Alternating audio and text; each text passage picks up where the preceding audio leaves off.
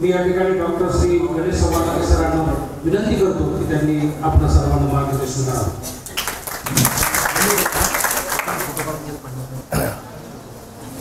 नमस्कार. बहुतेक असं वाटतंय की लक्षच नाही माझ्याकडे.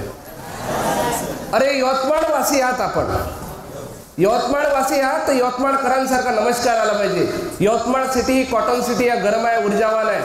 तर एक वेळा पुन्हा तुम्हाला चान्स देतोय. नमस्कार यवतमाळकर.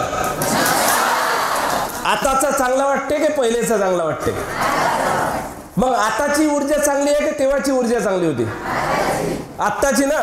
तर मग तुम्हा सगळ्यांसाठी एक वेळा महत्वाची गोष्ट, तुम्ही जे माझ्या पुढ्यात एवढे सगळे काही बसलेले आहात ते तुम्ही आज स्वतःसाठी बसलेले आहात की आमच्यासाठी बसलेले आहात? पक्का? मोठ्याने पाहिजे? पक्का? आवाज कसा पाहिजे? बुलंद पाहिजे. कसा? बुलंद पाहिजे. होऊ शकते बऱ्याच वेळचे तुम्ही एकाच जागेवर बसलेले आहात, त्याच्यामुळे एकच वेळा फक्त आपल्या जागच्या जागेवर उभे राहा. Please stand up. Yes, very nice. फक्त एकच काम करा. आता तुम्ही इथे जे आलेले आहात, तुम्ही स्वतःसाठी एक वेळा जोरदार टाळ्या वाजून घ्या. मोठ्याने हात वरते, वर हात, चला. यस. काय कसं वाटते? मस्त. एक वेळा स्वतःच्या भोवताल राऊंड मारा, मग बसा खाली. क्या बात आहे.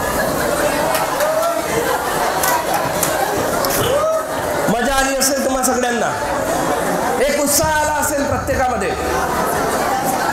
हॅलो, मी सगळ्यांचं लक्ष माझ्या आवाजावर केंद्रित असलेलं पाहिजे. एक तुम्हा सगळ्यांना विनंती, तुमच्या हातात एक यंत्रणा आहे, ती म्हणजे डिस्टर्ब यंत्रणा. त्या डिस्टर्ब यंत्रणेला थोड्या वेळासाठी असं बाजूला हातात काढा सगळ्यांनी, आणि त्याला एक तर स्विच ऑफ मोडवर टाका किंवा सायलेंट मोडवर टाका. जर मला ऐकायचं असेल तर, नाहीतर तुम्हाला माहितीच आहे की कसं आहे, फोनवर 24 तास तुम्हाला बोलता येतं. आजकाल जेवणाची पण वेळ नाही आहे, झोपण्याची पण वेळ नाही आणि उठण्याची पण वेळ नाही आहे.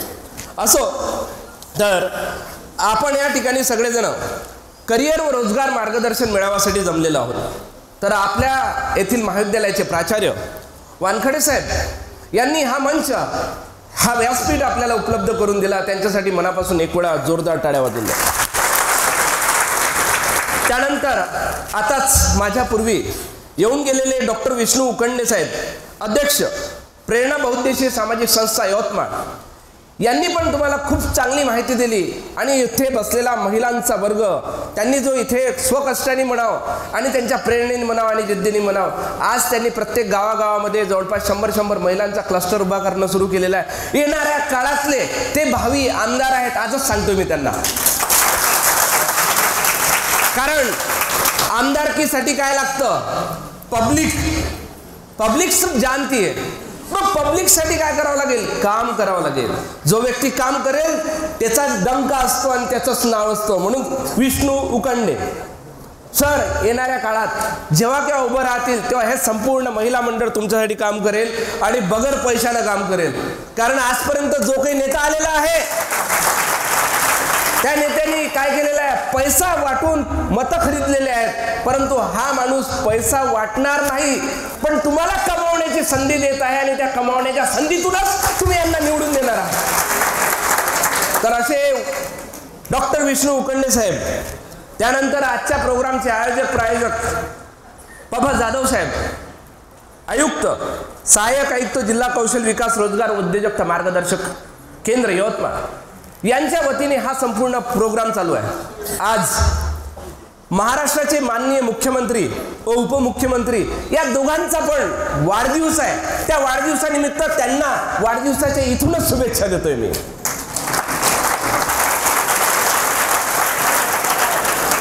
देखो दोस्तों, जितना दम है हथेलियों में, जितना दम है हथेली में, उतने जोरदार ताली बजाना. कब? जब आपको मेरी चीज कोई अच्छी लगेगी तब. जब आपको कोई चीज मेरी अच्छी लगेगी तभी बजाना. भगवान ने हाथ तो सभी को दिए हैं, दिए है ना? हाथों का सही तरीके से इस्तेमाल करना चाहिए। करोगे क्या नहीं करोगे? अगर करोगे तो आगे बढ़ोगे, अगर नहीं करोगे तो नहीं बढ़ोगे। लेकिन आपने ये भी सुना है, जिन लोगों के हाथ नहीं रहते उनका भी तो तकदीर होता है ना, और जिनके पैर भी नहीं होते उनका भी तकदीर होता है। आपने देखा होगा, तुम्ही बघितलं असेल, अरुणिमा सिन्हा सारखी एक व्यक्तिमत्व, एक लेडीज जेव्हा चालत्या ट्रेन मधून तिला फेकून दिलं, अक्षरशः रात्रभर तिचे मासाचे लचके तोडत होते ते उंदर, तरी पण त्याही कंडिशन मध्ये ती तिथून वाचून हॉस्पिटलमध्ये गेली आणि हॉस्पिटलमध्ये गेल्यानंतर तिने एकच प्रण ठेवला, मला एव्हरेस्ट शिखर पार करायचं आहे, जर भगवंता मला तुला वाचवलं आहे तर मी काहीतरी उत्कृष्ट करून दाखवेल आणि दाखवेलच। आणि त्या महिलेने करून दाखवलं, पाय नसणाऱ्या महिलेने। तर आपल्या इथं बसलेल्या प्रत्येक व्यक्तीला पाय आहेत, हात आहेत, प्रत्येक जण काही ना काही अवश्य करू शकतो। करू शकतो का नाही करू शकत आहे? हौसला असला पाहिजे, सोबतच विचार असला पाहिजे, धगधगती आग असली पाहिजे मनात सातत्याने। जसं सरांनी सांगितलं, विष्णू उखंडे सरांनी सांगितलं, युवाचं उलट केलं काय झालं? वायू झाला। तसाच शिवाजी महाराज, त्याला जर उलट केलं तर काय होते? जो सातत्याने जीवाशी खेळत राहिला त्याला शिवाजी म्हणतात। जो जीवाशी खेळत राहिला, सातत्याने प्रत्येक क्षण खेळत राहिला त्याला शिवाजी म्हणतात। आणि इथचा प्रत्येक नागरिक हा शिवाजी बनू शकतो, जिजामाता बनू शकते, एवढी ताकद, प्रचंड ऊर्जा आपल्या यवतमाळकर वासियांमध्ये आहे का नाही? आहे ना?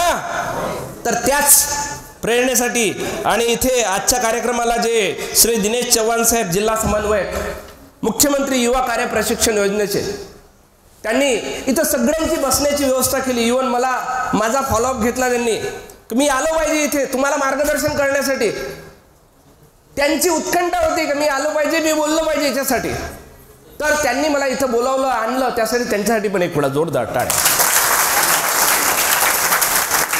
माझ्या पुढ्यात बसलेली इथं प्राध्यापकगण, प्राध्यापिका, त्यानंतर या महाविद्यालयाचे संपूर्ण आवारातील जे काही कर्मचारी आहेत, वृंद आहेत, त्या सगळ्यांनी मला इथं प्रेमाने, मानाने आणि सन्मानाने इथं बोलावलं। आणि आताच थोड्या वेळपूर्वी तो काय म्हणतात त्याला, गुच्छ पुच्छ म्हणतात की पुष्प गुच्छ म्हणतात, काय म्हणतात?